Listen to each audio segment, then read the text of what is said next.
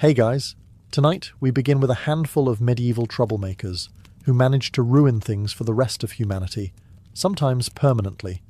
So before you get comfortable, take a moment to like the video and subscribe, but only if you genuinely enjoy what I do here. And let me know in the comments where you're tuning in from and what time it is for you. It's always fascinating to see who's joining us from around the world.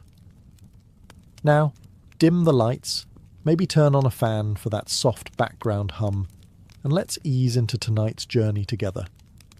For centuries, jousting was the medieval equivalent of NASCAR. Loud, dangerous, and mainly watched by people hoping someone would die. Knights lined up on horses, lowered their lances, and charged at each other like unpaid interns competing for visibility. The crowd cheered, the trumpets blared, and the church quietly prayed the whole thing would end before anyone important exploded. Enter King Henry II of France, athletic, proud, and blessed with the survival instincts of a pigeon near a windmill. In 1559, he decided to celebrate his daughter's wedding the way medieval kings always celebrated things, by endangering himself in public. The plan was simple: one more joust, one more display of royal masculinity, and maybe a few flattering portraits afterward. Everyone told him not to. His doctors warned him. His wife begged him. And Nostradamus, the actual Nostradamus, had literally written a prophecy predicting Henry would die in a duel, with a splinter through the eye. Which, in fairness, is about as subtle as a cosmic sticky note saying, "Don't joust." But Henry wasn't one to take advice. He was a king. He'd survived wars, revolts, and French cuisine. What could possibly go wrong? He picked his opponent, Gabriel de Montgomery, the captain of his guard, and, crucially, a man whose job description was, "Keep the king alive." So naturally, the king challenged him to a deadly sport with pointed sticks. The first 2 rounds went fine. Cheers, applause, 0 fatalities. Then came the third pass. Montgomery's lance struck Henry square in the head, splintering on impact. One jagged piece found a gap in the king's helmet and buried itself deep in his eye socket. The crowd went silent. Someone fainted. Someone else probably tried to sell snacks. Henry was dragged away, half-conscious, but still insisting he was fine. The medieval version of, "It's just a scratch." 10 days later, after what historians politely call experimental medicine, he died in spectacular agony. France immediately banned jousting. Other countries followed. The era of shining armour and glorious tournaments ended not with a bang, but with one man proving that even kings shouldn't play with sharp objects. And so, thanks to one royal adrenaline junkie, Europe traded its lances for diplomacy, which, ironically, hurt just as much, only slower. Monks were supposed to be humble, the medieval embodiment of self-denial, silence, and regret. But even in the quietest monasteries, human stupidity found a way in. And few stories capture it better than the monk who accidentally turned self-love into arson. It began in a Benedictine monastery somewhere in 14th century France, a place where the daily schedule consisted of praying, copying manuscripts, and pretending not to hate everyone. Among the monks lived Brother Pierre, young, handsome, and apparently blessed with cheekbones sharp enough to cut parchment. Pierre had one fatal flaw. He was obsessed with his reflection. Mirrors in monasteries weren't common. Mostly polished brass or bits of metal good enough to tell you if you'd shaved or accidentally joined the heretics. But Pierre had somehow acquired one, and he used it religiously, pun intended. Every night he'd sneak into the washroom to admire himself, adjusting his tonsure like a medieval influencer prepping for divine selfies. And then came the night of the incident. Candlelight, reflection, and ego, a dangerous trio. Pierre leaned closer, practicing his pious but approachable look, and somehow knocked his candle into the hay flooring. Within minutes, his vanity project turned into a 5-alarm monastery barbecue. The monks woke to chaos, smoke, shouting, and Brother Pierre running around shirtless, holding his mirror like it was a sacred relic. The abbey was half burned before dawn. The abbot, bald, furious, and smelling faintly of smoke, had seen enough of both fire and self-reflection for one lifetime, So he did what medieval leaders did best. He banned the problem. Mirrors were declared tools of vanity and forbidden in the monastery. For decades afterward, monks shaved by touch, dressed by faith, and went to confession for pride of jawline. The ban spread to other orders. Some even claimed mirrors were portals for demons, which, to be fair, was a better PR spin than Brother Pierre's bad aim. And so, because one vain monk couldn't stop flirting with himself, mirrors became sinful, monasteries got darker, and medieval Europe added another item to its long list of things we don't trust anymore. It wasn't about faith. It was about fire safety. Falconry was the medieval equivalent of owning a sports car, expensive, flashy, and entirely useless, unless you wanted everyone to know you had money. Nobles spent fortunes training hawks and falcons to swoop dramatically through the air and occasionally bring back dinner. It was elegant, prestigious, and slightly terrifying. Then came Lord Geoffrey of Kent, a man whose defining feature was confidence unaccompanied by competence. Geoffrey was determined to stand out among the noble hunters. Falcons, he decided, were overrated. Too common, too mainstream. What he needed was something different, something that screamed, I am a visionary, but also, I might be an idiot. Enter the owl. Now, owls are nocturnal, solitary, and terrible at teamwork. Basically, the medieval equivalent of your co-worker who refuses to use group chat. But Geoffrey, undeterred by nature, insisted his owl, Beatrice, would revolutionize falconry. He even claimed owls were smarter and more dignified than falcons, which is the kind of thing people say before history proves them wrong. During a royal hunt, Geoffrey unveiled his masterpiece. Dozens of nobles gathered, wine in hand, ready to watch this new age of birding. Geoffrey raised his arm. Trumpets sounded. Beatrice blinked slowly and did absolutely nothing. Owls, after all, hunt at night. So Geoffrey did what all idiots do when reality disagrees. He doubled down. He waved his arm, shouted, and finally startled the poor bird into flight. Unfortunately, Beatrice chose the worst possible target, the royal chaplain. The owl swooped, screeched, and clawed at his tonsure like a feathery demon. Horses panicked. Someone screamed witchcraft. The king's horse bolted, and within seconds, the most dignified hunting party in Europe had collapsed into medieval slapstick. The chaplain, bleeding but alive, declared the owl a servant of the devil. Geoffrey tried to defend her, but it was hard to sound convincing when your noble bird was still trying to eat the bishop's hat. The royal council quickly issued a decree: no owls at hunts. Ever. They were banned from tournaments, royal gardens, and courtly display. And that was that. One nobleman's need to be special turned the owl, nature's quiet philosopher, into a symbol of chaos. Somewhere Beatrice is still hooting, unbothered, waiting for nightfall. And an apology. Medieval Europe wasn't exactly known for style. Most people owned one outfit, one bath per season, and one dream: not dying of dysentery. But among the nobility there was one accessory that truly separated the fashionable from the faithful: the crackle. Named after Krakow, these shoes featured absurdly long, pointy toes that curled upward like they were trying to stab heaven. The longer your points, the higher your status.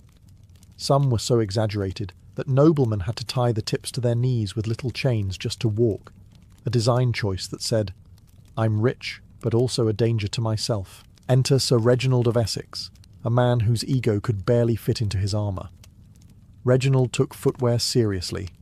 While most nobles stopped their krakows at a modest 6 inches, he commissioned a pair nearly 2 feet long, hand-stitched Italian leather, decorated with tiny bells, and guaranteed to be noticed by anyone within shouting distance. On Sunday, he wore them to Mass, the medieval equivalent of showing up to church in a Ferrari with your shirt unbuttoned. Unfortunately, the shoes were not built for subtlety. During the procession, one of his pointy toes snagged on a tapestry. The result was spectacular. Reginald tripped, somersaulted forward, and crashed directly into the bishop, taking 2 altar boys and a candelabrum with him. Wax flew. The bishop screamed. The choir stopped mid-hymn. It was, by all accounts, the most exciting thing that had ever happened in that church. The bishop, recovering from what he called a personal assault by vanity, declared long-toed shoes an abomination and distraction from God. Within weeks, the local clergy banned them outright. Other dioceses followed. Before long, crackles were outlawed across Christendom, and Reginald was known not for his style, but for the Great Trip of St. Albans. Monks preached that the devil lived in those pointy toes. Artists painted demons with matching footwear, and for the first time in history, fashion literally became a sin. Reginald tried to argue it was just an accident, but no one believed him. Pride, they said, always comes before the fall. And sometimes the fall happens right in front of the bishop. The Middle Ages had two great passions, piety and partying, often at the same time, and nothing captured that bizarre balance better than the Feast of Fools, an annual festival that was supposed to mock pride and remind everyone of humility. Naturally, it turned into the loudest, drunkest, least humble event in Christendom. The idea was simple. For one glorious day, the lower clergy could act like their superiors. Monks dressed as bishops, choir boys gave sermons, and someone inevitably blessed a goat. The point was to laugh at the absurdity of human vanity. The result, however, was humanity's absurdity. Period. Enter Brother Roland, a monk who took fool as a personal challenge. He wasn't just participating in the Feast of Fools. He wanted to win it. He stole the bishop's robes, put sausages in the censer instead of incense, and began blessing the congregation with what one witness described as greasy enthusiasm. The smell alone could have converted an atheist. The crowd roared with laughter. Wine flowed. Someone juggled communion wafers. For a brief, glorious moment, the cathedral felt less like a house of God and more like a medieval comedy club. Then the actual bishop walked in. Imagine the look on his face. Centuries of theology, hierarchy, and holy authority, all undone by a monk waving pork at his parishioners. The bishop didn't speak. He just stared, the way a man stares at a barn that's already on fire. The next morning, the church held a meeting, which is medieval for someone's about to be punished. The Feast of Fools was officially condemned as blasphemous and detrimental to clerical dignity. In some places, the penalty for holding one was excommunication. And just like that, centuries of laughter vanished. The church bells that once rang for joy now rang for guilt. All because one monk thought the Eucharist needed more protein. Brother Roland was reassigned to a remote monastery in the Alps, a fate worse than death, since the only entertainment there was silence and snow. The Feast of Fools never returned. Humour was deemed dangerous, and the Middle Ages carried on, solemn, sanctimonious, and forever suspicious of sausages. Royal courts loved jesters.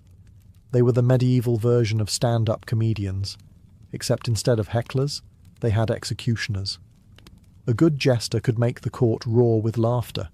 A bad one could make the king roar for the guards. It was, quite literally, a tough crowd. At the court of King Henry I of England, there lived one such man, Roland le Fou, clever, witty, and tragically unfiltered. Roland's job was simple: keep the monarch entertained and, ideally, alive with laughter. Unfortunately, he was also a man who didn't know when to stop. Henry was famously touchy about two things: his power and his baldness. Everyone knew this. It was medieval common sense, like not sitting too close to the trebuchet. But one night, after a royal feast and several too many goblets of wine, Roland made the fatal error of combining alcohol, confidence, and comedy. He approached the king, bowed dramatically, and said, "Your Majesty, I dreamt last night that I saw a shining crown upon your head." The room chuckled. Even Henry smiled. Roland, encouraged, added, "Though I think it was just the reflection off your scalp." Silence. The kind of silence that makes you wish for a time machine. The courtiers froze. The musicians stopped. Somewhere, a servant pretended to die just to escape the tension. Henry's smile collapsed like a poorly built fortress. The next day, Roland was arrested for slanderous mockery of royal dignity, which in plain terms means you made fun of the boss. The punishment was swift and horrifyingly creative. His tongue was cut out to prevent further comedy. Henry then issued a decree banning all jokes at the expense of the monarchy. Laughter in the royal court became a dangerous act, a reminder that in medieval politics, humour was treason-wearing bells. From then on, jesters played it safe. Their routines were limited to juggling fruit and pretending to fall down. The golden age of medieval wit died that night, silenced by one man's ill-timed roast. And so, thanks to Roland le Fou, the English court discovered the first rule of comedy: never punch up when up can have you executed. In medieval Europe, the legal system was less about evidence and more about endurance. If two people disagreed, the simplest solution was obvious: hand them weapons and let God decide. This was trial by combat, justice but with more blood loss. The idea was straightforward. Two opponents would meet in an open field, each claiming divine backing. The logic was that God would never allow an innocent man to die. In practice, he seemed remarkably indecisive. Enter Jean de Carouge and Jacques Legris, two French nobles in 1386, who managed to turn a lawsuit into France's last officially sanctioned duel. Carouge accused Legris of a crime so severe it required heavenly arbitration: the assault of his wife Marguerite. Legris denied it. The court stalled. And somewhere between bureaucracy and bloodlust, the king decided, let's just fight about it. The duel was held before the entire Parisian court: priests, nobles, and one very nervous queen. The combatants rode in, wearing enough armour to sink a boat. Trumpets sounded, prayers were mumbled, and then they began what chroniclers politely called a ferocious engagement, which is medieval for a mutual attempt at dismemberment. Legris was faster, stronger, and allegedly better at not dying, but fate, or physics, favoured Carouge's. After several rounds of smashing each other with divine enthusiasm, Carouge's managed to knock his opponent to the ground and stab him through the throat. The crowd erupted. Marguerite wept. The church pretended this was all part of the plan. The problem? A few years later, the king realised that maybe basing justice on swordsmanship wasn't the most reliable system. God, it turned out, might not actually moonlight as a referee. So he quietly banned trial by combat, replacing it with the far less exciting investigation. Carouge's was hailed as a hero for about a month before everyone remembered that two men had killed each other to solve what could have been handled by paperwork. Legris was buried, the church sighed, and humanity collectively learned, briefly, that violence and truth don't mix well. Trial by combat was over. Lawyers, unfortunately, were just beginning. Before plumbing, soap and common sense, public bathhouses were the pride of medieval cities. They were warm, social, and most importantly, didn't smell like everything else in Europe.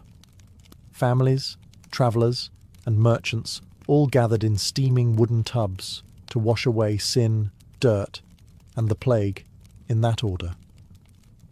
For a while, everything was perfectly innocent. Men and women bathed together, separated only by a polite nod to modesty and a few strategically placed buckets. It was wholesome, peaceful, almost hygienic. Then came Lord Alaric of Burgundy, a man so spectacularly bad at behaving that he single-handedly turned cleanliness into a moral crisis. Alaric was rich, bored, and deeply committed to being terrible in public. One summer evening, he attended the local bathhouse and brought company. Not his wife, not even someone's wife, several someone's wives. Contemporary accounts say he arrived perfumed, laughing, and underdressed for penance. Within an hour, the bathhouse had transformed from a public utility into the kind of scene that would have made even Dionysus blush. Unfortunately for Alaric, the local bishop's servant was also there. probably just trying to take a normal bath like a normal person, and ran out screaming. The church launched an investigation, which was medieval code for "we already know who did it." The fallout was biblical. Sermons condemned the unholy mingling of flesh and filth. Alaric was fined, excommunicated, and forced to build a chapel as penance. And as for everyone else, mixed bathing was banned across the region. Overnight, bathhouses emptied. Men and women were ordered to bathe separately, or better yet, not at all. The moral panic spread faster than fleas. Soon, cities across Europe followed suit. Priests claimed water opened the pores of the soul, making it easier for temptation to sneak in. By the 15th century, bathing itself was viewed with suspicion. Cleanliness, ironically, became dirty. And so, because one noble couldn't control himself in warm water, an entire continent decided to live in filth for centuries. The smell of the Middle Ages wasn't destiny, it was bureaucracy. Thanks to Lord Alaric, the phrase sinful indulgence forever included the act of basic hygiene. In the Middle Ages, bread wasn't just food, it was survival, currency, and occasionally a projectile. For the average peasant, it was the one thing standing between them and a dirt-based diet. But whenever humans rely on something, another human inevitably finds a way to ruin it. Enter Thomas the baker, a man whose business sense was as stale as his bread. London, 1327. Times were hard. Flour was expensive. And Thomas had an idea so bad it could only end in legislation. He began padding his loaves with rocks. Not pebbles, not gravel. Rocks. Small enough to hide in the crust, heavy enough to fool a scale, and cheap enough to make a profit. The result? Customers were literally breaking teeth. One unfortunate merchant cracked a molar so loudly that the town bailiff heard it from across the market square. Word spread faster than plague gossip. Thomas was dragged before the city officials, who examined the evidence, a loaf so heavy it could double as a weapon. Now, medieval courts weren't known for subtlety. The solution to fraud was usually hanging, mutilation, or public humiliation. But since Thomas's crime involved bread, they decided to get creative. He was tied to a post, forced to wear a fake loaf on his head, and pelted with his own inventory. It was justice, but with carbs. Afterward, the council passed a new law to prevent future culinary treason. Bakers would now be required to add one extra loaf to every dozen sold, a safeguard against shortchanging, or in this case dental assault. Thus was born the baker's dozen. Ironically, this act of greed gave birth to one of the most generous traditions in commerce. Every honest baker in London now had to give away free bread, all because Thomas couldn't resist turning lunch into shrapnel. He faded into obscurity, though his legend lived on. The man who made honesty mandatory by being spectacularly dishonest. And somewhere in a medieval tavern, a toothless peasant probably raised a mug and muttered, "At least we got more bread out of it." So next time you buy a dozen donuts and get 13, thank a medieval fraudster with rocks for morals, and even worse for baking skills. If you think church music is boring now, imagine it before anyone discovered melody. For most of the Middle Ages, hymns were basically holy mumbling, slow, monotone chants designed less to inspire and more to make you forget you were alive. The church liked it that way, predictable, orderly, emotionally bankrupt. Then came Brother Antonius, a monk in 13th century Burgundy with too much imagination and too little supervision. Antonius had grown tired of the same Gregorian drones echoing through the stone halls. So, one night, while everyone else was reciting their Kyrie Eleison for the millionth time, he decided to add flair. He sang a second note. It was a harmony, just one note above the main chant, perfectly innocent by modern standards. But to medieval ears, it was like inventing jazz in a monastery. The other monks froze mid-prayer, staring at him as though Satan himself had joined the choir. Someone dropped a candle. The abbot fainted, and Antonius, blissfully unaware of the crisis he'd just caused, thought, that sounded kind of nice. The next day he tried it again, this time with enthusiasm. 2-part harmony, then 3. Before long, he had half the choir experimenting with tone, pitch, and rhythm. It was, by medieval standards, a full-blown musical revolution. The problem was that anything new in the Middle Ages was automatically suspected of heresy. Word reached the bishop, who arrived with the kind of seriousness usually reserved for plagues.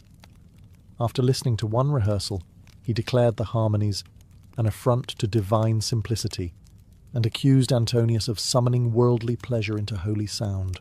In other words, music was cancelled. Polyphony, the use of multiple notes, was officially banned in several monasteries. For decades, the church returned to its safe, flat chants. Harmony was sinful. Emotion was suspicious. And Brother Antonius? He was reassigned to a silent order, which, given his talents, was either cruel irony or divine comedy. Centuries later, musicologists would hail him as an accidental pioneer, the man who brought colour to a monochrome world and got exiled for it. In the end, his great sin was simple. He made the church sound alive. And for medieval Europe, that was one note too many. Medieval London was a city of wood, straw, and optimism, an architectural combination that practically begged for fire. Add in the average peasant's attention span, and you had a recipe for annual disaster. But one fire in particular stood out, the one that made city officials finally say, enough. It began, as all great medieval tragedies do, with a man named Geoffrey, who was just trying to do his job badly. Geoffrey was an apprentice blacksmith, enthusiastic, clumsy, and one misplaced spark away from historical fame. One chilly evening in 1212, he decided to stay late in the workshop. His master had warned him, "Don't leave the forge unattended." Geoffrey naturally heard, "Please, definitely leave the forge unattended." He struck the iron, stoked the flames, and then remembered. He was hungry. So he left for dinner, in a wooden city, with an open fire still burning. By the time he returned, London was a light show. Flames leapt from thatch to timber, spreading faster than medieval gossip. The riverfront went up first, warehouses, taverns and all. The heat was so intense that the lead roof of St. Mary's Church literally melted and flowed down the street like molten frosting. Contemporary accounts claim people tried to save barrels of ale before saving themselves, which feels historically accurate. The fire raged for days, consuming over 3,000 houses. London's Lord Mayor declared that henceforth, no man shall kindle flame after sunset within the city walls. In other words, bedtime for everyone. Candles, hearths, forges, even lanterns were banned at night. It was the first medieval curfew, brought to you by one man's dinner break. Of course, this rule caused its own chaos. Tavern owners complained. Bakers rioted. Thieves celebrated. The city learned to navigate by moonlight, stubbed toes, and prayer. As for Geoffrey, he vanished from the records, which probably means he either fled or was turned into a cautionary bonfire himself. Either way, London got its first real fire safety policy, centuries before anyone invented insurance. So if you've ever been told to blow out the candle before bed, remember, that advice was written in smoke, signed by Geoffrey, and paid for with most of medieval London. In medieval Europe, funerals were solemn affairs. Incense, hymns, tears, and the occasional reminder that life expectancy was about 35 on a good day. But leave it to medieval nobility to look at a quiet burial and think, you know what this needs? Violence. It started in 1241 at the funeral of Duke Raymond of Toulouse, a man so wealthy that even his death drew a crowd. Nobles from all over France came to pay respects, and by pay respects, I mean show off their armour and gossip. The problem with gathering armed competitive men in one place is that sooner or later someone suggests a tournament. Enter Sir Aldric de Vienne, a knight described by one chronicler as a man of enthusiasm but little restraint. While mourners filed past the coffin, Aldric nudged his friend and said, "Wouldn't Raymond have loved one last joust?" His friend, being equally stupid, agreed. Within the hour, lances were fetched, horses saddled, and the solemn funeral procession turned into a spontaneous melee. What began as a memorial tilt quickly devolved into chaos. A squire tripped over a casket rope, a knight missed his target and impaled a banner. One unfortunate monk was launched into a puddle of holy water. The coffin itself tipped over mid-charge, releasing the late Duke into what must have been the worst encore in history. By the time it ended, 3 knights were injured, 1 church window was gone, and the abbot had a nervous breakdown. The clergy called an emergency council the next morning, and with the full fury of bureaucratic piety, they issued a decree. No games, tournaments, nor feats of arms shall take place in proximity to the burial of the dead. In other words, no more jousting at funerals. The ruling spread across Europe, and for once, everyone agreed it was reasonable. Funeral organisers went back to mourning quietly. Knights went back to finding other ways to get concussed. And the church added another entry to its ever-growing list of rules created because someone couldn't behave. Duke Raymond was reburied with all due reverence, minus the jousting. His legacy lived on, not for his deeds, but because his funeral became the medieval equivalent of a YouTube fail compilation. Medieval feasts were chaos in edible form. Imagine hundreds of nobles, knights, and clergy packed into a hall that smelled like meat, mead, and mild regret. Tables groaned under roasted boar, stewed eels, pies of uncertain origin, and an ocean of alcohol. It was a time to eat, drink, and, more importantly, show everyone that your digestion was better than theirs. For years, these feasts went about as well as anything medieval ever did. Minor food poisoning, occasional sword fights, and at least one minstrel catching fire. But then came Sir Baldwin of Burgundy, a knight whose relationship with alcohol could be described as committed but abusive.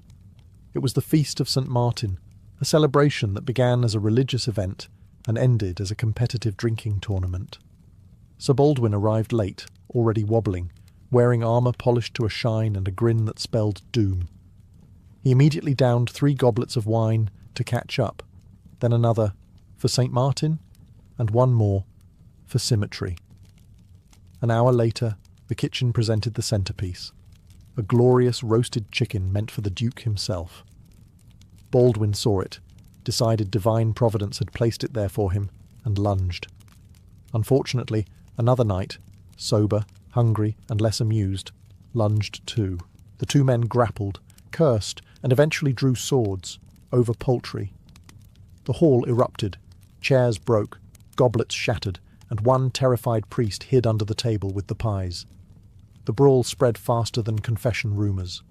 By dawn, 3 men were dead, 12 injured, and the Duke's banquet hall looked like the aftermath of a food fight in hell. The church, horrified, declared public feasts a breeding ground for gluttony and sin. The Crown agreed, banning open feasting and replacing it with smaller, morally supervised dinners. In other words, no fun allowed. Sir Baldwin survived, barely, and reportedly woke up 2 days later asking if he'd won. His legacy outlived him, not in honour or valour, but as the man who made overeating illegal. So next time someone ruins a party, remember, at least they didn't end an entire European tradition over a chicken leg. The Middle Ages didn't need pandemics to cancel events. They had Baldwin. The University of Paris in the 14th century was Europe's intellectual crown jewel, a place of debate, discovery, and occasional fires. It produced philosophers, theologians, and at least one man who made education illegal for everyone else.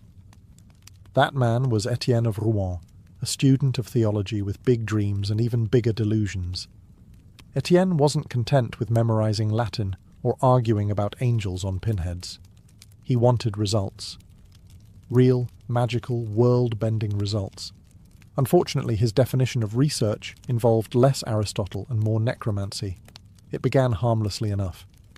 Etienne bragged to his classmates that he could summon a spirit to help him pass his exams.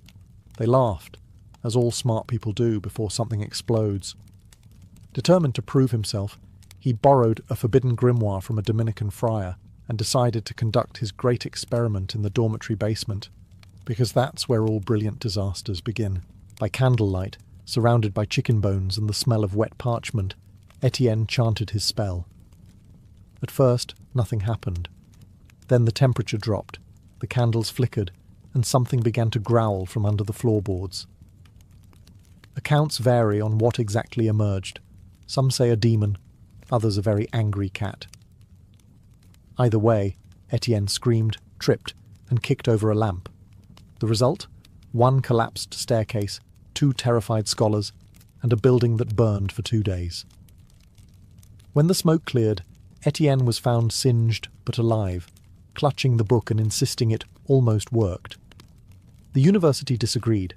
The rector banned the study of all occult and infernal arts on campus, declaring that the pursuit of wisdom shall not involve sulphur. Other universities quickly followed suit, outlawing astrology, alchemy, and anything that made professors nervous. Etienne was expelled, excommunicated, and later rumoured to be tutoring peasants in applied invisibility, which probably meant hiding from creditors. The church cited his fiasco as proof that unchecked curiosity leads to ruin, a moral they've been repeating ever since. And that's how one over-eager student turned magic from a subject of study into a sin. Universities traded spells for syllabi, and Europe entered a new era of safe, unimaginative scholarship. All because Etienne tried to cheat on his finals, with Satan as his study partner. Every kingdom had a bard, the medieval version of a YouTuber with a lute. They sang heroic ballads, flattered nobles, and occasionally slipped in jokes sharp enough to get them killed. But one bard went too far, and in doing so, made sure nobody in England ever laughed freely again. His name was Thomas of Norwich, a wandering musician known for his quick wit and poor sense of self-preservation. Thomas had entertained the courts of England for years with harmless humour, mostly about monks, merchants, and the French. But in 1314, King Edward II gave him a new audience, and his final mistake. Edward wasn't exactly popular. He had just lost disastrously at Bannockburn, his nobles hated him, and his love life was the talk of every tavern. In short, the perfect subject for a comedy set. Thomas, apparently unaware of the term too soon, decided to perform his latest song, the Ballad of the Cowardly King. The lyrics were clever, the rhyme impeccable, and the crowd howled with laughter for about 30 seconds. Then the room went quiet, the kind of quiet that only happens when everyone suddenly remembers they enjoy breathing. Edward didn't laugh. He didn't even blink. He simply turned to his guards and said, "Arrest the musician." Thomas was dragged from the hall mid-rhyme. The next morning, the king issued a decree banning any verse, song, or public utterance bringing dishonour upon the crown. It was the medieval equivalent of deleting the comments section. Minstrels across the realm panicked. Some rewrote their songs to be purely flattering. Others fled to Scotland, where jokes about English kings were considered national treasures. As for Thomas, he wasn't executed, which frankly was merciful by medieval standards. Instead, he was banished from every royal court in England, condemned to perform only in taverns. He spent his remaining years singing about love, wine, and hypothetical monarchs who resembled no one in particular. His ban lived on. Satire became dangerous, humour became heresy, and kings learned that nothing travels faster than a good insult, except maybe an arrest warrant. Thomas of Norwich vanished from history soon after, but his legacy endures. The man who proved that in the Middle Ages it wasn't the sword that killed, it was the punchline. In most corners of ancient Greece, the arrival of a baby girl brought sighs of quiet resignation. Daughters were destined for weaving, marriage, and obedience, background figures in the grand drama of their fathers and brothers. But in Sparta, the cradle rocked to a different rhythm. When a Spartan girl entered the world, she was not judged by her gender, but by her strength. At birth, midwives inspected her body, checking her limbs, her cry, her vitality. If she appeared weak or sickly, she faced the same grim fate as any unfit boy: exposure on the slopes of Mount Taygetus. In this harsh system, mercy bowed before survival. Sparta's creed was simple: only the strong should live. From her first breath, a Spartan girl belonged not merely to her family, but to the state. The city itself was her guardian and her purpose. Her parents might nurture her, but Sparta shaped her destiny. She was not to be hidden in domestic silence or wrapped in layers of modesty. Instead, she was to grow loud, proud, and unbreakable. Her duty was clear: to one day give birth to sons who would die for Sparta, and to be strong enough to endure that truth without weeping. Even her appearance reflected the state's values. While Athenian women were pale from staying indoors, Spartan girls tanned under the open sky. Their hair was kept short for practicality. Their limbs hardened from constant motion. The body was a weapon, and it had to be trained. They ran, they wrestled, they threw the javelin, and they learned rhythm through dance, not for vanity, but to cultivate control and precision.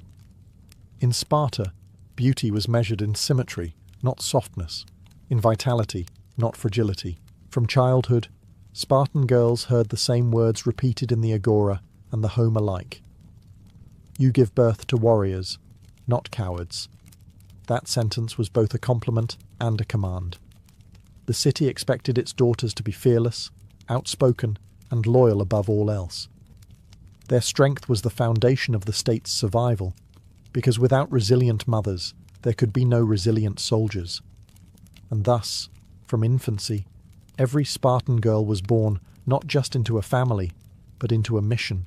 From the moment a Spartan girl could walk, her world became a living arena. Childhood in Sparta was not defined by dolls or domestic lessons, but by running tracks, wrestling grounds, and communal instruction. While boys entered the agorge, the harsh military training system, girls underwent their own version of discipline, guided not by soldiers, but by the state's philosophy. The belief was simple and absolute. Strong women produced strong sons. The female body was not a symbol of frailty, but a vessel of civic power.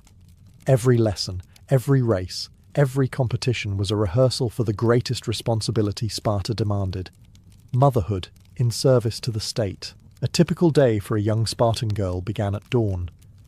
She would rise to the sound of commands echoing from the boys' training fields, and join other girls for group exercises. There were no veils, no embroidery, no soft corners. Barefoot, they ran along the Eurotas River, learning to breathe through pain and heat. They wrestled one another, developing both strength and stamina. They hurled the discus and the javelin, competing with ferocity usually reserved for men in other city-states.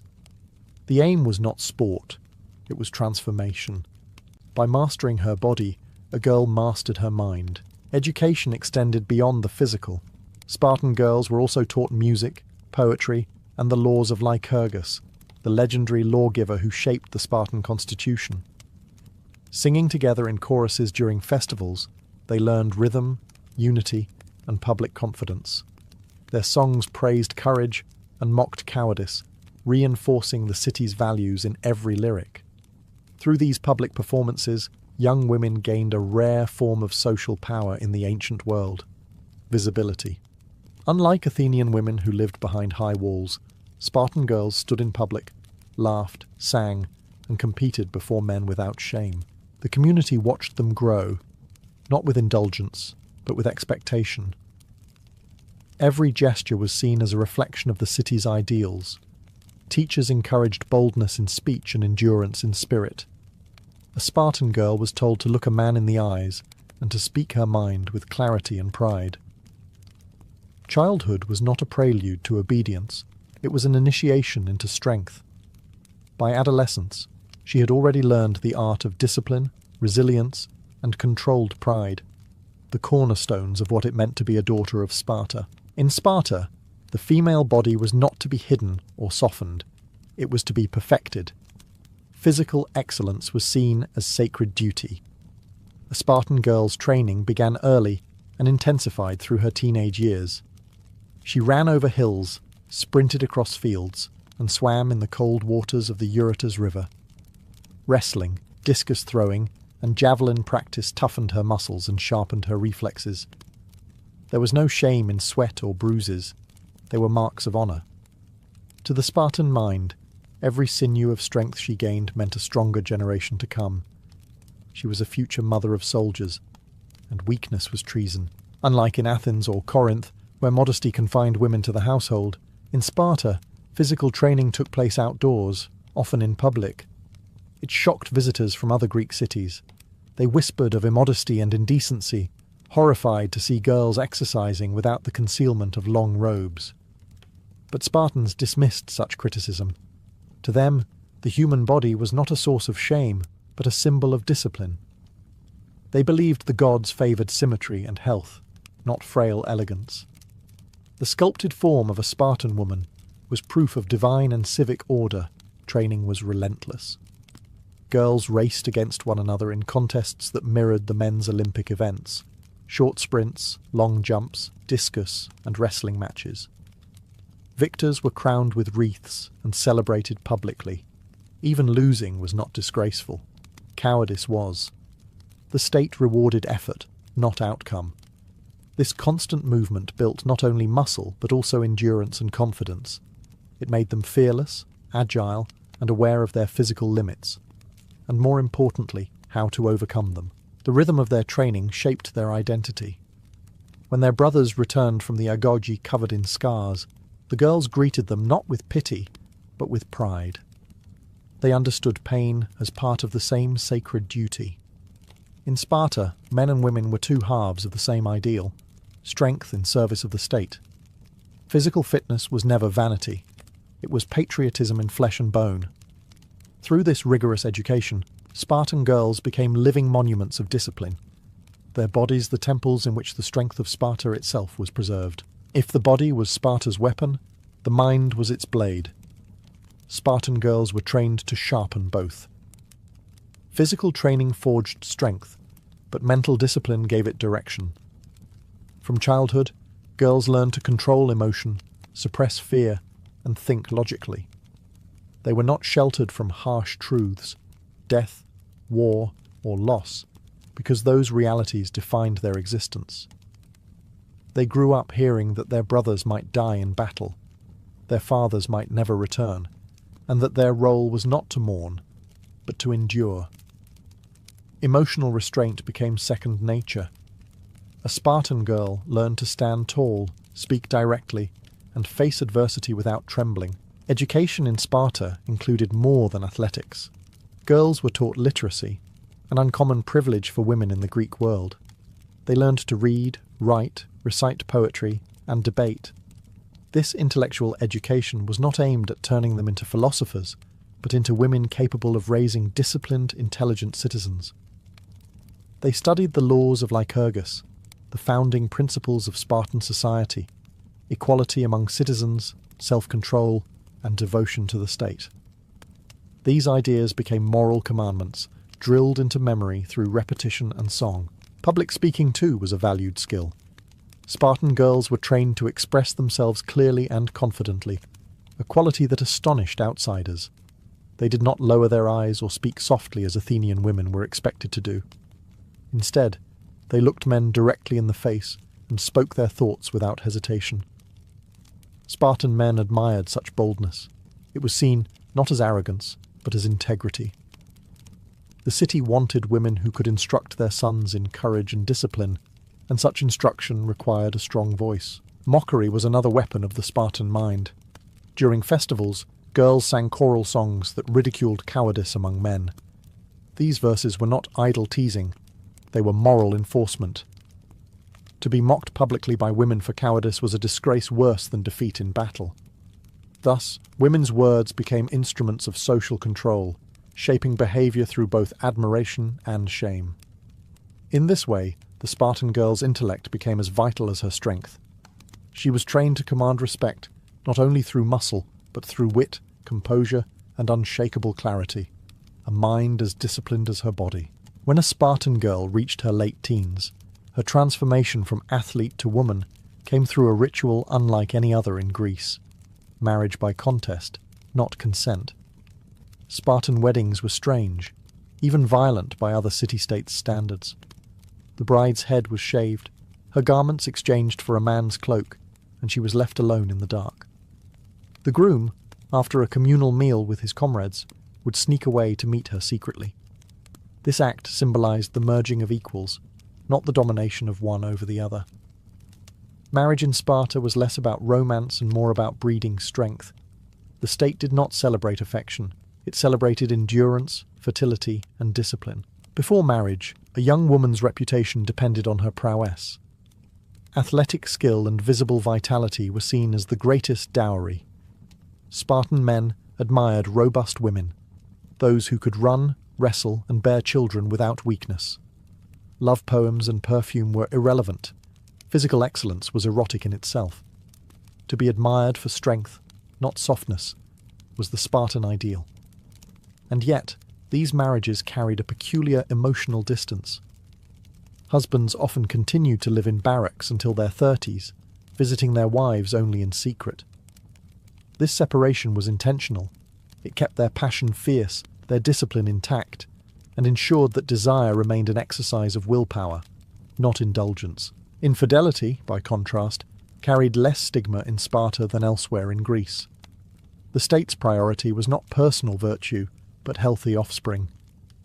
Older men might allow younger warriors to father children with their wives if it promised strong heirs. The practice shocked outsiders but reflected Sparta's ruthless pragmatism. Every womb belonged in essence to the state. For the women themselves, marriage did not mean submission. A Spartan wife retained authority in the household, managed estates, and oversaw helot labourers, while her husband served in the military. Far from being silent homemakers, they were administrators of property and preservers of lineage. Their independence astonished and scandalized Greek visitors, who saw in Sparta a world turned upside down, where men died for the city and women kept it alive. Marriage in this society was not an end to freedom, but its continuation through duty, a covenant between two disciplined souls serving the same unyielding god, Sparta itself. To be a mother in Sparta was not a quiet domestic affair. It was the most sacred and demanding duty a woman could fulfill. From the moment of birth, motherhood was treated as an act of civic devotion. A Spartan woman's worth was measured not by beauty, wealth, or charm, but by the strength and courage of her children. Bearing sons who could serve and die for the city was her highest honour. Yet motherhood here did not soften her. It hardened her further. Spartan mothers were expected to face childbirth without fear, to endure pain in silence, and to greet the cries of newborns not with tenderness, but with pride. Every child born in Sparta was a potential warrior, and every woman was a guardian of that destiny. From the cradle, a mother began shaping her child's spirit. "Come back with your shield, or on it," she would one day tell her son before battle. Words that became a national motto. Such phrases were not poetic exaggerations. They were spoken truths. A Spartan woman who mourned too publicly, or who wept excessively for her fallen son, was shamed. Her grief was expected to be silent, dignified, and laced with pride. The city demanded not tears, but legacy. Even the way mothers raised daughters reflected the same principle. They did not teach submissiveness, but resilience. Spartan girls were told stories of women who had sent multiple sons to war and rejoiced in their bravery. They learned that weakness was not just personal failure, but a civic flaw. The ideal mother was not merely a nurturer, she was a living emblem of self-control and strength. Her voice moulded the ethos of the home just as the agog moulded the men. These women also wielded surprising authority. While their husbands served in distant campaigns, Spartan mothers managed property, helots, and family affairs with full autonomy. Their control over estates gave them financial power unseen elsewhere in Greece. But with that power came immense pressure. To uphold Spartan values, to ensure discipline never faltered, and to raise children worthy of the ancestors. To be a Spartan mother was to live in permanent service to the state, balancing affection with austerity. In her endurance, Sparta found its eternal strength. While Spartan men spent most of their lives in the barracks or at war, it was the women who managed the city's wealth. This unusual circumstance transformed Spartan society into one of the few in the ancient world where women held genuine economic power. They owned land, controlled estates, and oversaw vast numbers of helot labourers. By some estimates, women possessed nearly 40% of all Spartan property, an unthinkable figure in the rest of Greece. To outsiders, it looked like chaos. To Sparta, it was efficiency.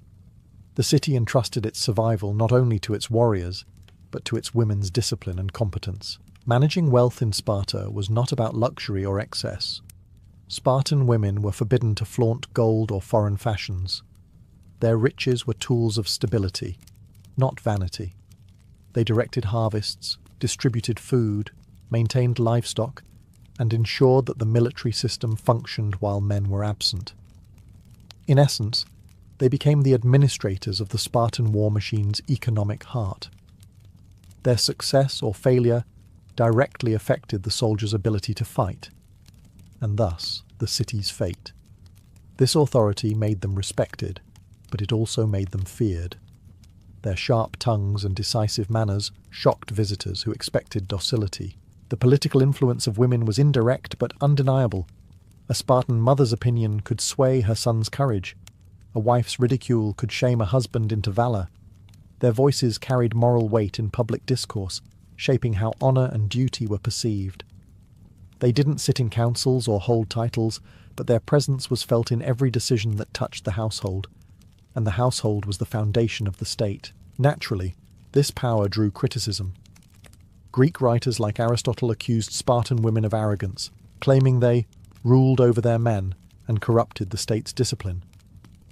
But such accusations reveal more about foreign discomfort than Spartan reality. In truth, these women upheld the very order that made Sparta feared across the Greek world. They were the invisible hands behind the iron front, guardians of wealth, enforcers of virtue, and custodians of stability. The Spartan woman, wealthy yet austere, embodied a paradox. She ruled a household yet served the state, commanding power while submitting to duty. A queen within invisible borders, loyal only to Sparta. In most Greek cities, a woman's silence was considered her virtue. But in Sparta, silence was cowardice. Spartan women were famous, or infamous, for their bold speech. They mocked, praised, and commanded with a sharpness that startled outsiders. Their words carried authority, and their wit was legendary. They didn't whisper behind closed doors.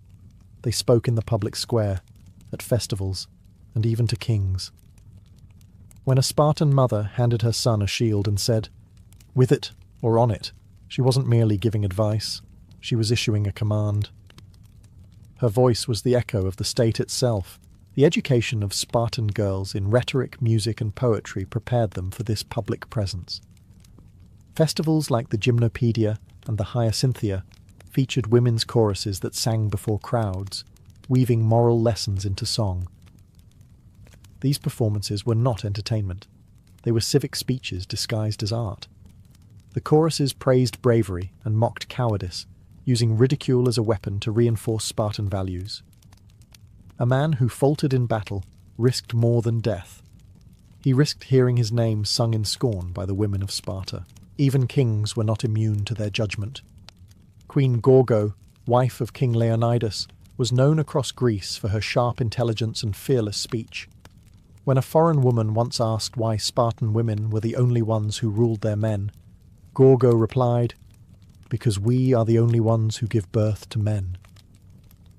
Her words captured the essence of Spartan femininity, proud, unapologetic, and rooted in duty rather than submission. Gorgo's voice, like those of countless unnamed women, reflected a society that valued moral clarity above obedience. Speech, in Sparta, was a form of discipline. Women's words were expected to be concise, clever, and cutting, just like the blades their sons carried. Their language forged unity, their songs preserved tradition, and their criticism maintained courage. Through words alone, they upheld the moral spine of the city. Outsiders saw insolence, Spartans saw integrity. To speak truth boldly, even to men of power, was not rebellion, it was service. In their voices, Sparta heard its conscience, sharp as iron and steady as the rhythm of marching feet. When Sparta finally fell, its armies defeated and its glory dimmed, the legacy of its women endured longer than its walls. Historians and poets across Greece continued to speak of them with awe and unease. To some, they were monsters of pride, women who dared to speak as men, rule as men, and train as men. To others, they were marvels of discipline and dignity, the silent architects of a city built on strength. Even Athens, Sparta's rival in every way, grudgingly admired the steel of its daughters. For while Spartan men made the city famous through war, it was Spartan women who kept it alive through generations of sacrifice and endurance. Their legacy was not confined to physical prowess or patriotic motherhood. It was a cultural revolution. They redefined what it meant to be female in the ancient world. Not fragile, not ornamental, but essential. They stood as living proof that the body of a woman could be a political instrument, a weapon of continuity, and a symbol of moral order. Their training, their speech, and their stoicism shaped a society unlike any other in history. Sparta's daughters were not taught submission. They were taught symmetry of body, mind, and spirit. Even centuries later, their influence lingered in myth and memory. Travellers who visited the ruins of Sparta would hear tales of mothers who sent 5 sons to war and rejoiced when all fell bravely. They would see statues of women standing tall beside hoplites, not behind them. The image of the Spartan woman became both legend and warning, a reminder of the power a society grants when it demands strength from all its citizens, not just its men. In a world where most women were confined to shadows, the Spartan woman walked in daylight. Her body was trained, her mind disciplined, her voice respected. She lived not for luxury, but for purpose, to uphold the fragile balance of a warrior state that depended as much on her fortitude as on the men's swords. Though the city that created her is long gone, her legacy endures as one of history's most radical experiments, a civilization that built its power not just on warriors, but on the women who made warriors possible. Beyond the golden gates of Topkapi Palace, past the tiled courtyards and marble fountains, there lay a forbidden world that few men ever saw, the imperial harem. To foreign ambassadors, it was whispered about as a paradise of pleasure, filled with exotic women serving the sultan's desires. But those who truly understood the empire knew that behind those silk curtains was not a playground of passion, but a battlefield of politics. Every glance, every whisper, every favour could shift the balance of power in the Ottoman court. The harem was not merely a household, it was an empire within an empire. At its heart lived hundreds of women from across the known world, Circassians, Georgians, Greeks, Persians, Ukrainians and Arabs, each brought to the palace as tribute, captives or gifts.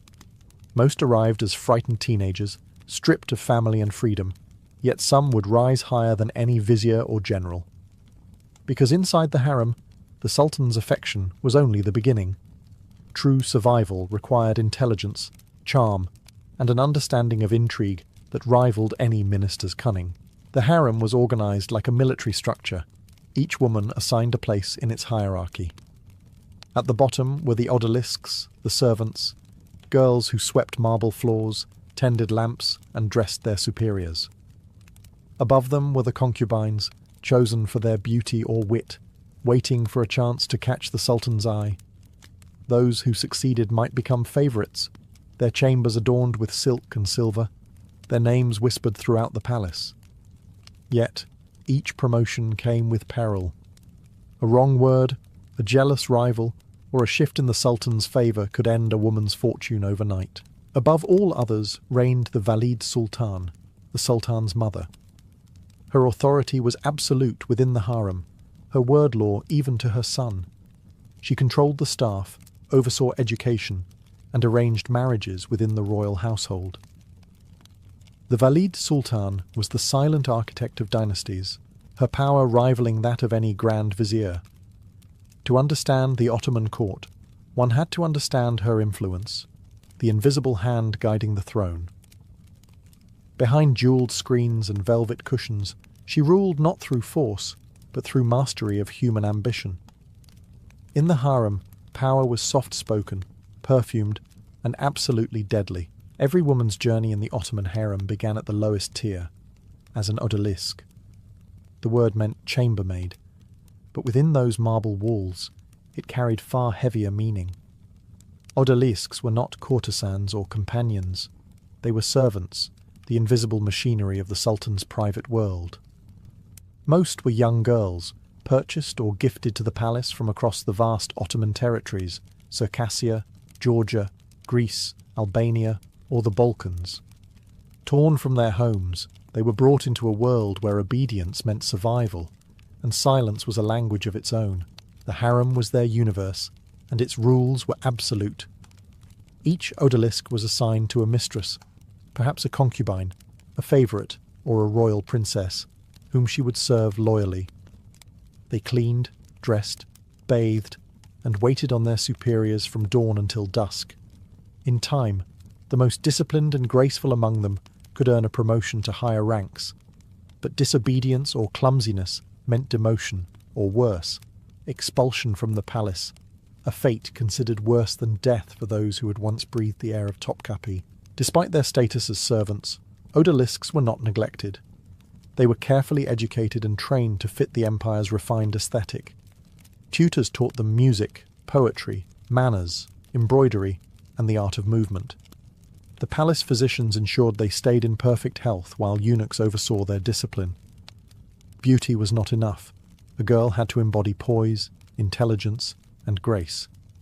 The Sultan's court demanded more than decoration. It demanded perfection. The possibility that one day the Sultan might notice her, even in passing, kept many odalisques alive with quiet hope. But beneath that hope simmered rivalry. Every girl knew that one fortunate glance from the Sultan could elevate her above hundreds of others. Behind gentle smiles, envy brewed like poison. Friends could become enemies overnight. Whispered gossip could decide a future. And yet, within this fragile order, alliances also formed, small sisterhoods of survival among the powerless. The odalisque's life was both a cage and a ladder. For most, it ended in quiet service. But for a rare few, it became the first step on a path toward unimaginable influence, a climb from servitude to sovereignty, one silken step at a time. From among hundreds of odalisques, a select few were elevated to a new and perilous rank, concubine of the Sultan. This promotion was not merely a privilege, it was an initiation into the empire's most dangerous game. To become a concubine meant being chosen, not for service, but for the possibility of intimacy with the ruler of the world's most powerful Islamic empire. Yet this honour was as much a burden as it was a dream. For the moment, a girl caught the Sultan's eye. Her life was no longer her own. She belonged to him, body and soul, and her worth would now be measured by her ability to please, to charm, and ultimately, to produce an heir. The chosen concubines underwent a complete transformation. They were dressed in luxurious silks, perfumed with rose oil, and adorned with jewels that once belonged to fallen queens. Their behaviour was reshaped by tutors who taught them the refined arts of conversation, poetry, and etiquette. They learned how to move gracefully, to dance with restraint, and to speak in the soft melodic Turkish of the palace. But beneath the elegance lay an unspoken truth. Beauty without cunning was useless. Many concubines discovered that surviving the Sultan's favour required intelligence sharper than any blade. Not all concubines ever met the Sultan. The harem was enormous, and only a handful were ever summoned to his chambers. For those who were, the encounter could change everything. If the Sultan was pleased, the woman might become a Kadin, an official consort with her own quarters, servants, and privileges. If not, she might fade back into obscurity, her silks replaced by linen, her hope extinguished. Jealousy thrived in these corridors. A smile from the Sultan to one woman could spark quiet fury in 100 others. Rumours spread like smoke, and alliances were made or broken in whispers. Eunuchs guarded the doors, but no guard could stop ambition. For each concubine, the path upward was paved with charm and deceit alike. Her rivals were not her enemies alone, they were her reflections, each one dreaming of the same impossible ascent, to bear the Sultan's child, and with it, claim a sliver of immortality in the empire's golden history. Above the concubines rose a select few known as the Guzda, meaning the favoured ones. These women were no longer servants, they were the Sultan's chosen companions, the elite circle whose smiles could bend the empire's destiny. To be named a favourite was to live under constant scrutiny and intoxicating privilege. Their chambers shimmered with gold-threaded drapes and marble fountains. Their meals were served on silver trays. Their gowns were sewn from the rarest silks of Bursa. But luxury came with invisible chains. The Sultan's love was fickle, and the higher a woman climbed, the deadlier the fall. Aguzda had succeeded where hundreds failed. She had captured the Sultan's affection. Yet affection alone was not enough. Her true test was endurance. To remain in favour, she had to embody grace, intelligence, and restraint at all times. A single misstep, a careless word or a whisper of jealousy could strip her of everything. Favourites became masters of diplomacy, fluent in the subtle language of the palace. They learned when to flatter, when to fall silent, and when to plant an idea in the Sultan's mind so gently that he believed it was his own. Many Guzda became quiet political players, using their influence to secure positions for allies or favour certain advisers. Through them, the harem's invisible hand extended into the empire's politics. A smile at the right banquet or a word whispered through the Valid Sultan could change the course of a vizier's career. Yet, these intrigues were carried out with surgical precision. The Sultan's heart was the battlefield, and flattery was the weapon. But perhaps the most perilous moment for a favourite came when affection deepened into attachment. If she bore the Sultan a child, especially a son, she would rise even higher, but her life would also grow infinitely more dangerous.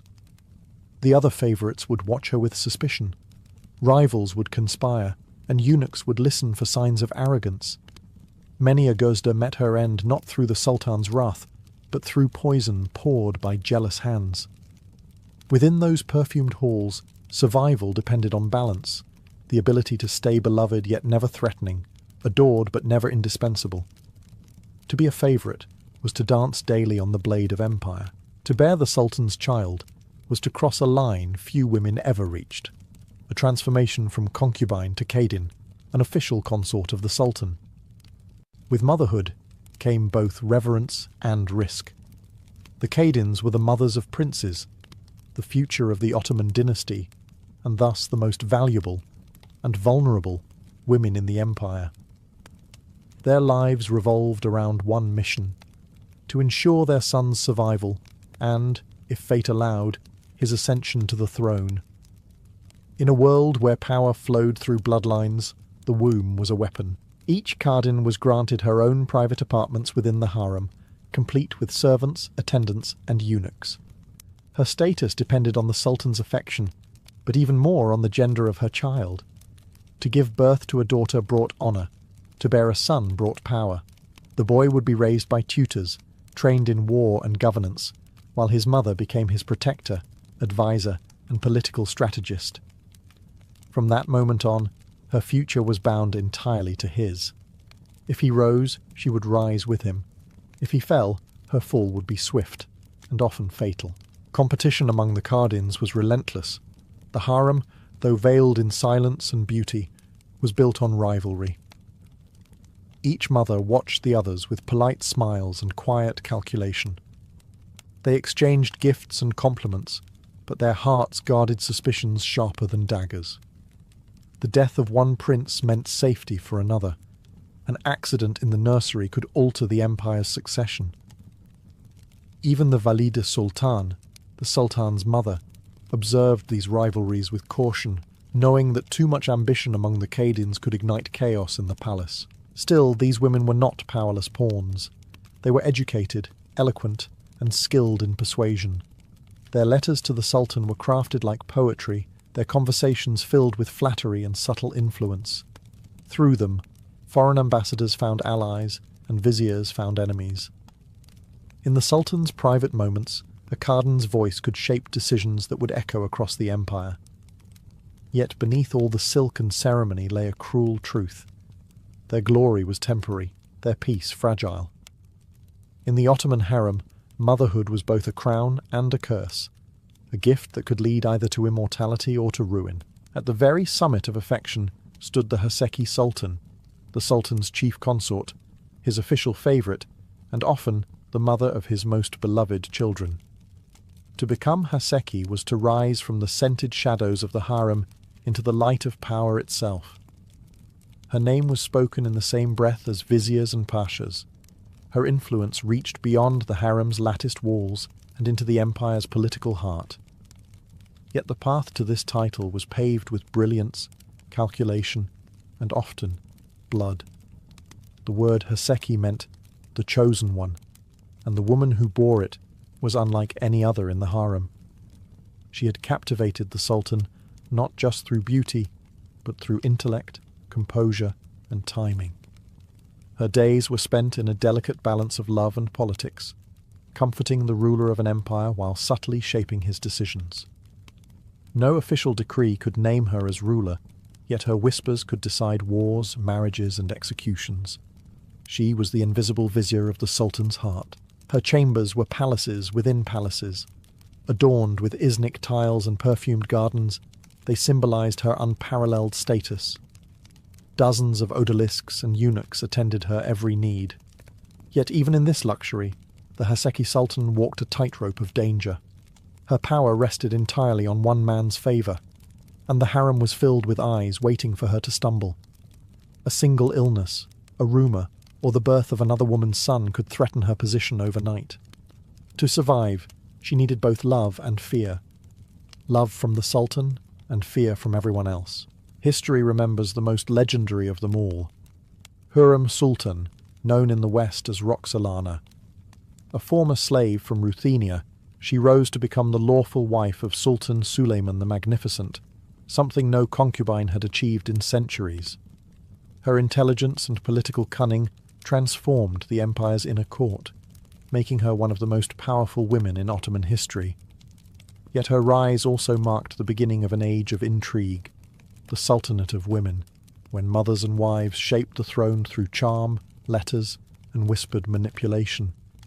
To be the Haseki Sultan was to wear the crown of affection, and the dagger of envy pressed eternally against one's heart. Above every woman in the harem, above the concubines, the favourites, even the Haseki, stood the Valide Sultan, the Sultan's mother. Her word was law within those perfumed walls, her authority absolute. She did not compete for affection. She possessed something far greater, legitimacy.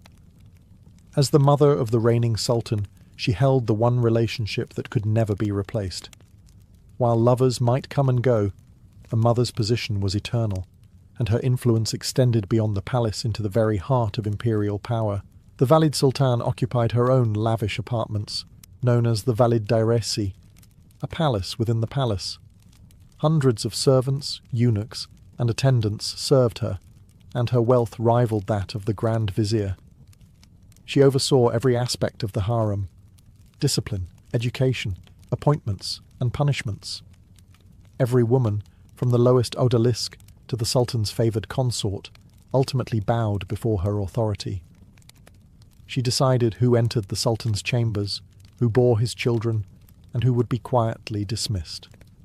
Her influence reached even into the empire's politics.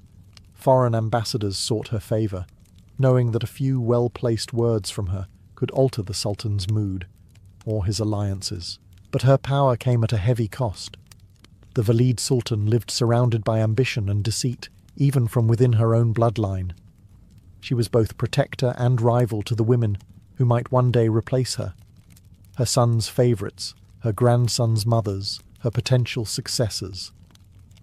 The Ottoman court was a serpent's nest, and the Valide's wisdom was her only shield. Those who lacked cunning were quickly consumed. The most legendary among them, Kosem Sultan and Turhan Sultan wielded immense influence, commanding armies, managing state affairs, and at times even ruling in place of child sultans. Their reigns marked the pinnacle of female power in Ottoman history, yet, even for the Valide Sultan, life was a game of balance. Too much control risked alienating her son, too little invited chaos within the harem. She ruled with velvet gloves over iron hands, maintaining order through fear wrapped in grace. The Valide was not merely the Sultan's mother. She was the empire's heartbeat, the matriarch behind the veil, the queen whose throne was carved not from gold, but from obedience. No story of the Ottoman harem can be told without the silent figures who guarded, managed, and often manipulated it from the shadows, the eunuchs. To the outside world, they were servants. Within the harem, they were gatekeepers, spies, and sometimes kingmakers. Castrated as boys and brought from Africa or the Balkans, they were cut off from ordinary life and remade into instruments of imperial control.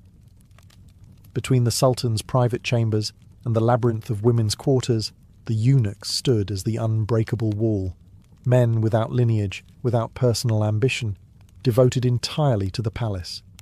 Or at least, that was the theory. At the top of this hidden hierarchy was the Kızlar Ağası, the chief black eunuch, one of the most powerful figures in the Ottoman Empire. His keys unlocked the harem gates, and his words reached the Sultan's ears faster than any vizier's. He oversaw all correspondence between the harem and the outside world, carrying messages from the Valide Sultan, arranging marriages for royal daughters, and managing the vast estates that funded the harem's luxury.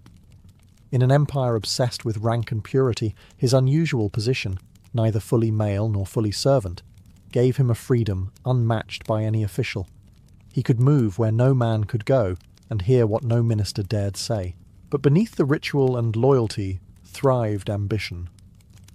Many eunuchs used their proximity to power to build immense fortunes and political influence. Some became patrons of mosques, schools, and markets, their names etched into the architecture of Istanbul. The Kızlar Ağası often acted as an intermediary between the Sultan's mother and the imperial council, shaping policies from behind the veil. His allegiance could determine who lived in favour and who fell from grace. A whispered warning or a withheld letter could destroy a life overnight. Yet for all their authority, eunuchs were prisoners too. They lived within the palace walls, bound by duty and isolation, their loyalty enforced by fear and dependence. They were the unseen machinery that kept the harem running, the quiet balance between love and death, chaos and control. In their silence, they ruled an empire of whispers, and through them, the harem itself became the most secret government in the world. As centuries passed, the harem that once pulsed with political intrigue and whispered ambition began to fade. The power that had once shaped empires slowly withered under the weight of change. By the late 17th and 18th centuries, the Ottoman world was no longer the same. Wars were lost, reforms were demanded, and Western influence seeped into the empire's veins. The great days of the Sultanate of Women, when mothers and wives ruled from behind silk curtains, were over. Yet, even in decline, the harem remained a mirror of Ottoman society, elegant, disciplined, and dangerous all at once. The number of women inside the harem dwindled, and the grandeur of its rituals softened. No longer were hundreds of concubines imported from distant lands. No longer did favourites rise to control the court. The Valide Sultan still held influence, but her word carried less weight as bureaucrats, generals, and reformists took control of the empire's future.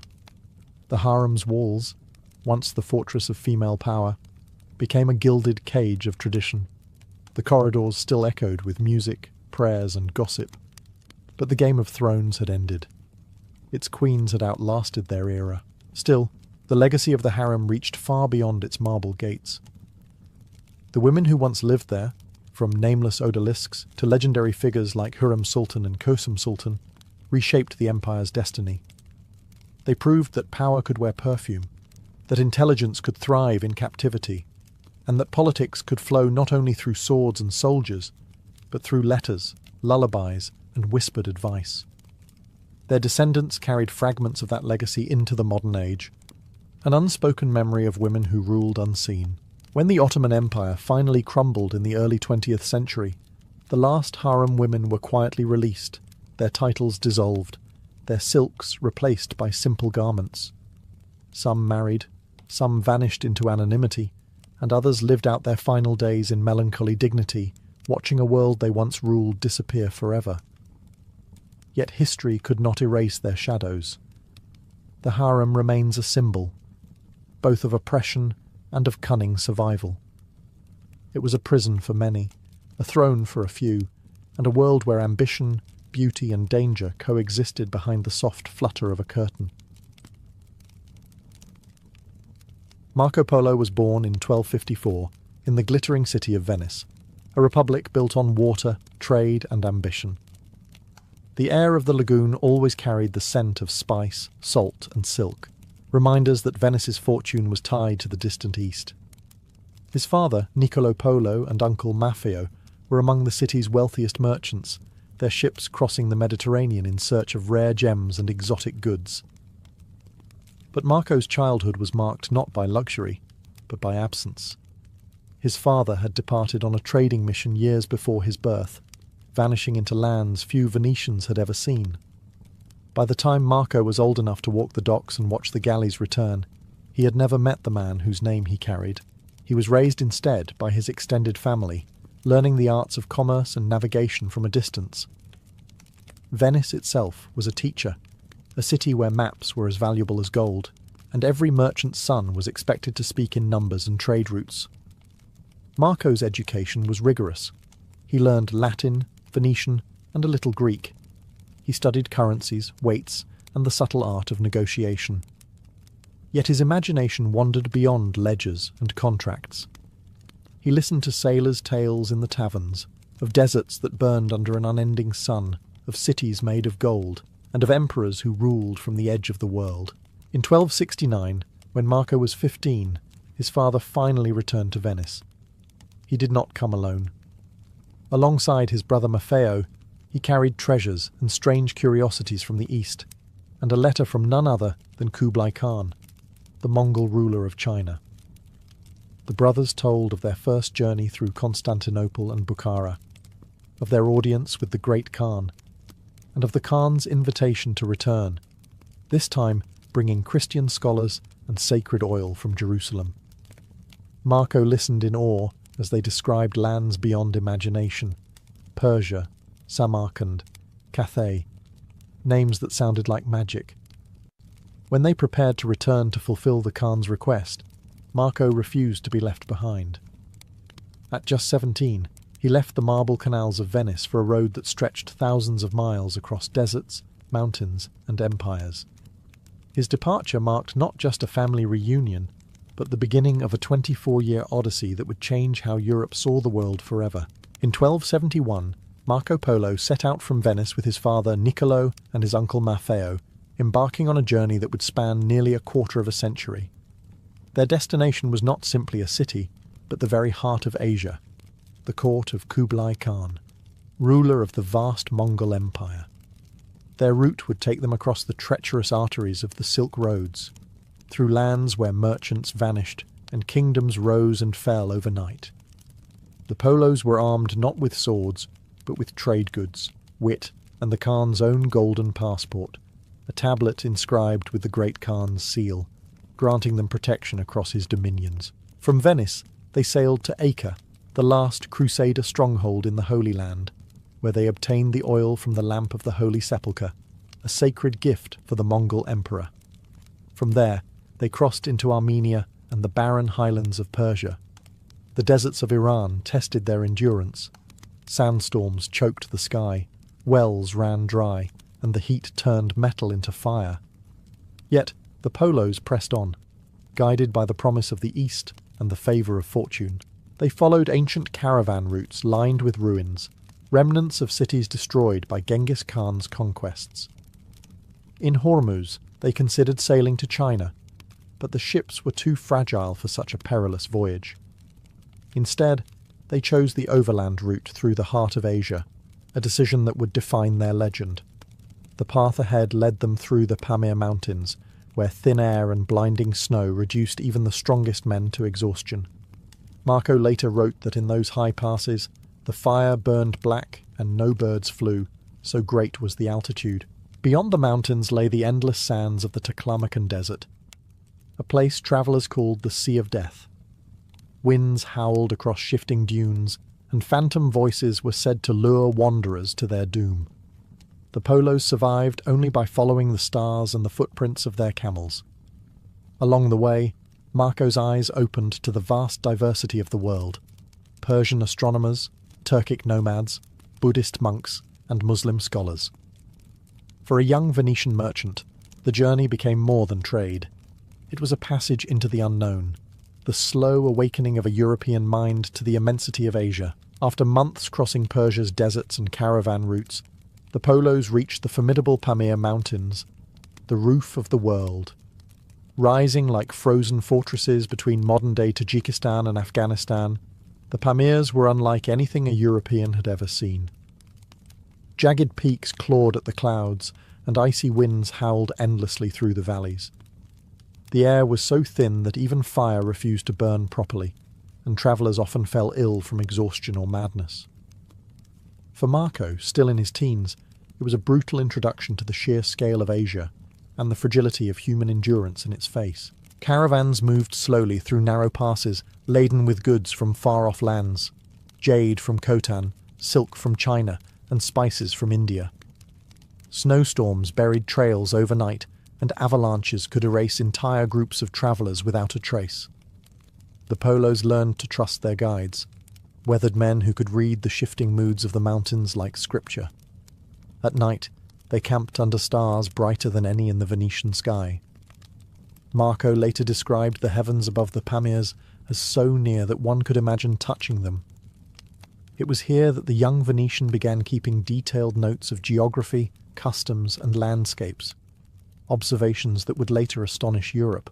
As they descended from the heights, the world changed again. The harsh silence of snow gave way to the wind-swept plains of Central Asia. They entered lands once ruled by Genghis Khan.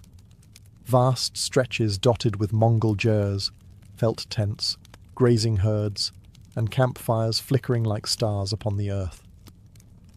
In Samarkand and Kashgar, Marco encountered the crossroads of civilizations, cities where Persian, Chinese, Indian, and Arab merchants bartered in a dozen languages. Mosques stood beside Buddhist shrines, and caravanserais offered rest to travellers from every corner of the world.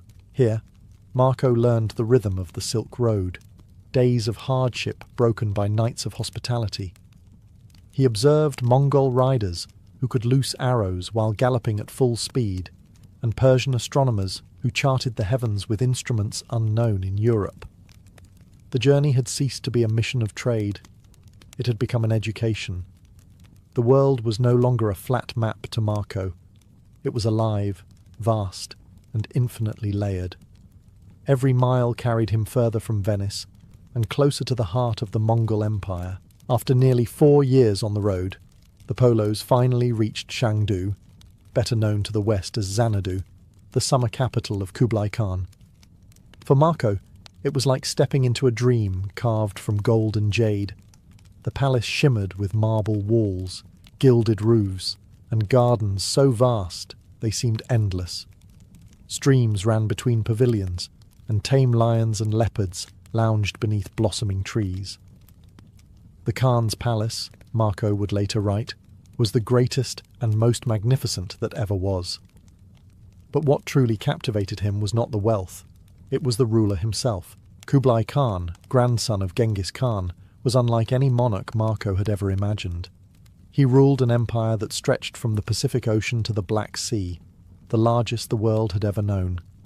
Yet he received the Polos not as conquerors might, but with the calm curiosity of a scholar. The great Khan had long been fascinated by Europe, and their arrival fulfilled a promise made years before. Niccolo and Maffeo had once assured him they would return with Christian emissaries. Though the priests they brought turned back in fear, the Khan welcomed the Polos with open arms, intrigued by their courage and their knowledge of trade, languages, and far-off Christendom. Marco, with his youthful charm and keen observation, quickly attracted the Khan's attention. The Mongol ruler recognized intelligence when he saw it, and soon began to test the young Venetian with questions about the West, its kings, its faiths, and its technologies. Impressed, Kublai appointed Marco as an emissary within his vast court. From that moment, Marco was no longer a mere traveller. He was a servant of the most powerful man on earth. Life at the Mongol court was a theatre of splendour. Feasts stretched for days, with musicians from Persia, jugglers from India, and dancers from China performing under lanterns that glowed like stars. Thousands of courtiers moved in silence at the Khan's command. But beneath the grandeur lay a sense of order, discipline, and intellect. The Khan encouraged learning, debate, and innovation. Marco found himself standing at the crossroads of civilizations, witnessing the fusion of East and West long before the world even knew they could meet. Marco Polo's life changed forever when Kublai Khan appointed him as an imperial envoy, a trusted messenger of the Mongol court. It was an extraordinary honour for a foreigner, and one that carried immense responsibility. The Khan saw in Marco something rare, a quick mind, a sharp memory, and the calm courage of a born diplomat. Fluent in several languages and endlessly curious, Marco became the Khan's eyes and ears across the empire. His journeys would take him through lands that no European had ever seen, from the mountains of Tibet to the tropical kingdoms of India and Burma. The role of emissary demanded more than endurance. It required tact. Wherever Marco went, he carried the authority of Kublai's golden seal, a symbol that guaranteed him passage, food, and safety across the empire. He met governors, scholars, and generals, observing every detail of their cities, customs, and courts. In Yunnan, he marvelled at elephants clad in armour. In Tibet, he encountered monks who lived in silence, surrounded by spinning prayer wheels. In Burma, he described golden pagodas that glittered under the blazing sun. Marco recorded everything, not just the splendour, but the logic behind it, the irrigation systems, the postal stations, the paper money, and the bureaucratic precision that made the Mongol Empire function like clockwork. He was not merely a spectator. He was a bridge between worlds. His Venetian background allowed him to understand trade, while his immersion in the Mongol court gave him insight into Asian governance. Marco grasped how the empire connected merchants from the Mediterranean to the Pacific through roads guarded by Mongol soldiers and rest stations stocked with supplies. It was a network of order and intelligence that Europe could scarcely imagine. Years passed as Marco moved from province to province, earning the trust of local rulers and the admiration of the Khan himself. Wherever he went, he adapted, eating local food, learning local etiquette, and even adopting the flowing robes of a Chinese nobleman. The Venetian merchant's son had become a citizen of the world. By the time he returned to Kublai's court, he was no longer a foreigner. He was part of the empire's fabric, his fate now inseparable from the destiny of the great Khan. During his years as emissary, Marco Polo came to know the heart of Kublai Khan's empire, China, or as he called it, Cathay. What he found there defied everything Europe believed about the East. The cities were vast beyond imagination, the people disciplined and industrious, and the wealth seemingly endless. Roads paved with stone stretched farther than any Roman highway, while canals threaded the countryside like silver veins, carrying barges heavy with rice and silk. Nowhere, Marco later wrote, was there such order, such plenty, such splendour. For a Venetian accustomed to the narrow alleys of his lagoon city, China was another world. He spent years in the empire's northern capital, Khanbalik, modern-day Beijing, where the Khan ruled from a palace that dwarfed the cathedrals of Europe. The walls were painted in vermilion, the roofs gilded in gold, and the throne room could hold thousands. Marco observed how the Mongol rulers had blended their nomadic traditions with the administrative genius of the Chinese. He witnessed the use of paper money, a concept that astonished him. Of no intrinsic worth, he wrote, yet accepted everywhere as gold. It was a civilization built on trust, innovation, and efficiency. Outside the capital, Marco travelled through fertile provinces where farmers tilled the land with iron ploughs and harvested silk from shimmering mulberry groves. He described porcelain production in Jingdezhen, coal used for heating in northern China, and the empire's postal system, a network of horse relays so swift that messages could cross thousands of miles in days. "There is nothing in Christendom to match it," he would later claim. But it wasn't only material wonders that fascinated him. He admired the philosophies that shaped Chinese life: Confucian order, Buddhist compassion, Taoist harmony. He saw how religion and governance intertwined not through force, but through balance. It was, to Marco, a revelation. An empire that ruled not by chaos, but by reason. For 17 years he lived among these marvels, recording the details with the precision of a scholar and the wonder of a traveller. He was no longer the wide-eyed youth from Venice. He had become the West's first true witness to the grandeur of the East, a chronicler of a world that Europe had yet to dream of. By the late 1280s, Marco Polo had spent nearly 2 decades in service to Kublai Khan. He had travelled across Asia, governed cities, and witnessed the full majesty of the Mongol Empire. Yet beneath the splendour of his life at court, a quiet longing grew: the desire to see Venice again. His father Niccolo and uncle Maffeo shared that yearning. They had fulfilled their duty, served their emperor loyally, and aged far from home. But leaving the great Khan's court was no simple matter. The Khan had grown fond of Marco and regarded the Venetians as trusted advisors. He was reluctant to let them go, fearing they might fall into the hands of rival rulers or never return. Their chance came in 1291. A Mongol princess, Kokachin, was to be sent westward to Persia to marry a prince of the Ilkhanate, another branch of Genghis Khan's descendants. The journey was perilous, and the Khan needed men he could trust to escort her safely. The Polos volunteered. After emotional farewells, Kublai reluctantly granted them permission to depart, providing them with a golden passport that guaranteed protection and supplies throughout the empire.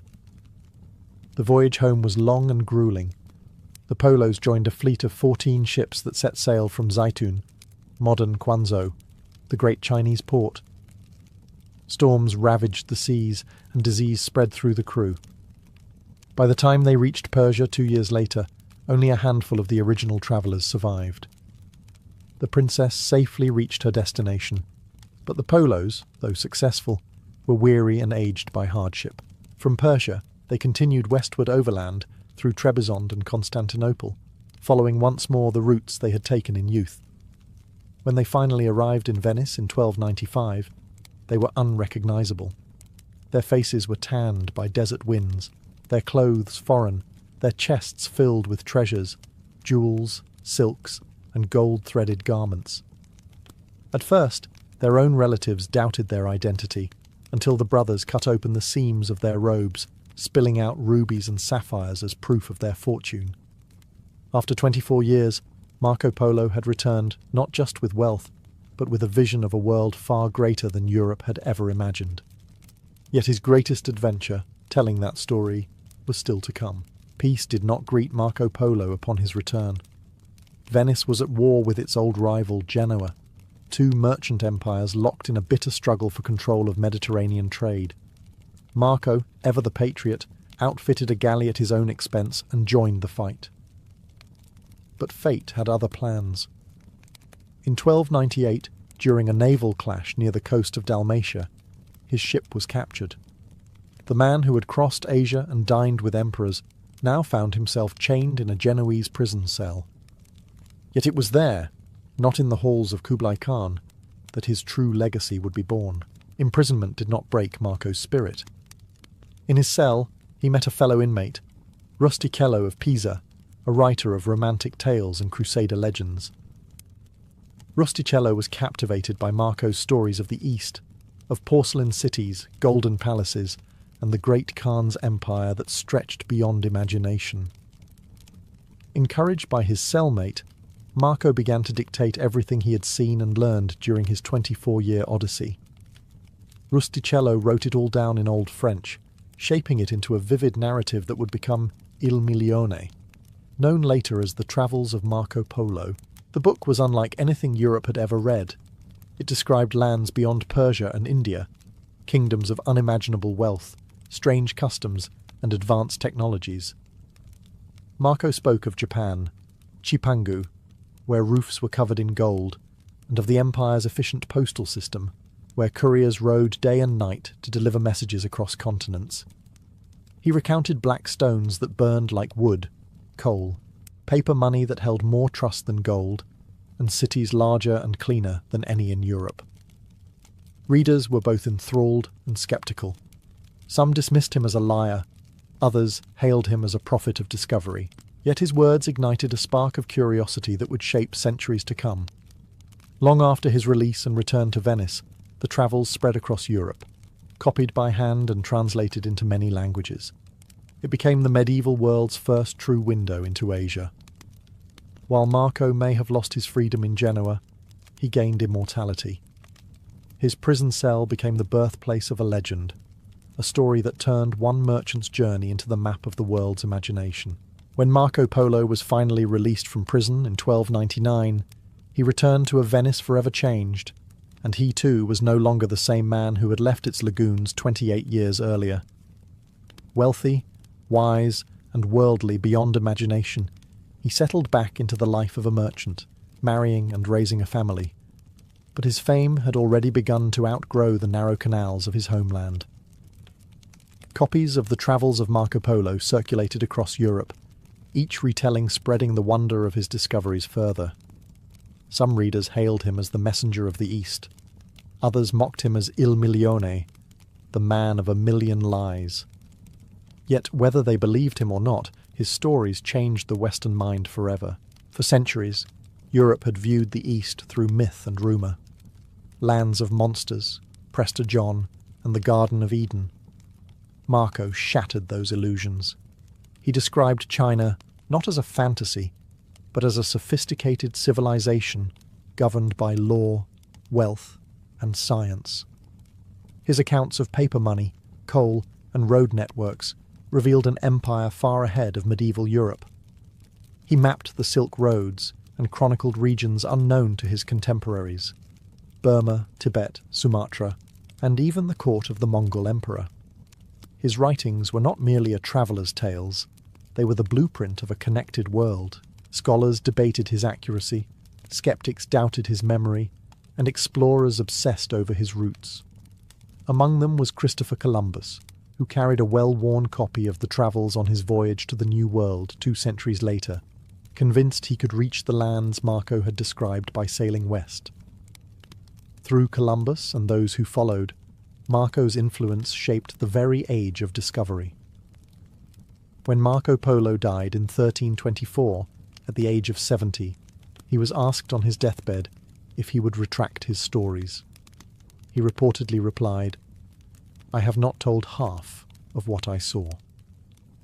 That sentence became the epitaph of his life, a testament to both his humility and his awe at the world's vastness. Marco Polo did not just travel farther than any European of his time. He expanded the boundaries of human imagination. His journey began as a merchant's errand, and ended as the spark that awakened Europe to the wonders beyond its horizon.